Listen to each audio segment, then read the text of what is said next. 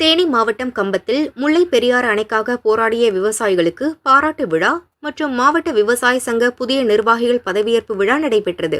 சிறப்பு அழைப்பாளர்களாக தமிழ்நாடு கல் இயக்கம் கள ஒருங்கிணைப்பாளர் நல்லசாமி பங்கேற்றார். நடப்பு சட்டப்பேரவை கூட்டத்தொடரில் வரக்கூடிய கூட்டத்தொடரில் நாங்கள் எதிர்பார்க்கறது கல்லுக்கு வைத்திருக்கக்கூடிய தடை நீக்கி அறிவிக்கணுங்கிறது தான்.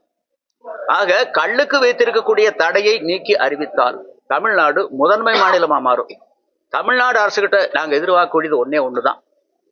பனை, தென்னை, ஈச்ச மரங்கள் இருந்தால் அவற்றிலிருந்து நீராவாகவோ கல்லாகவோ பதநீராகவோ இறக்கியும் குடித்தும் விற்றும் கொள்ளலாம். இவற்றை மதிப்பு கூட்டப்பட்ட பண்டங்களாக மாற்றி உள்நாட்டிலும் உலக அளவிலும் சந்தைப்படுத்தியும் கொள்ளலாம்.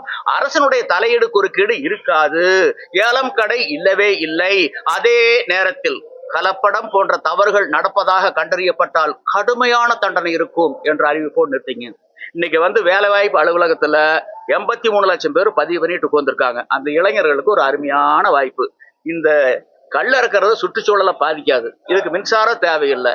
இவற்றை மதிப்பு கூட்டப்பட்ட பட்டங்களாக மாற்றி பவுச்சில், பாட்டில்கள்ல, டின்கள்ல, டப்பாக்கள்ல, டெட்ரா பேக்கிங்ல அடைச்சு மேலை நாடுகள்ல, வலத நாடுகள்ல, தலைநகரங்கள்ல, நட்சத்திர விடுதிகள்ல, பன்னாட்டு விமான தளங்கள்ல, வரி செலுத்தப்பட்ட கடைகள்ல சந்தைப்படுத்துகின்ற பொழுது பெரிய அளவிலான வருவாய், அந்நிய செலாவணி தமிழ்நாட்டுக்கு கிடைக்கும். தமிழ்நாடு தலை நிமிரும், முதன்மை மாநிலமாக மாறும். ஏன்னா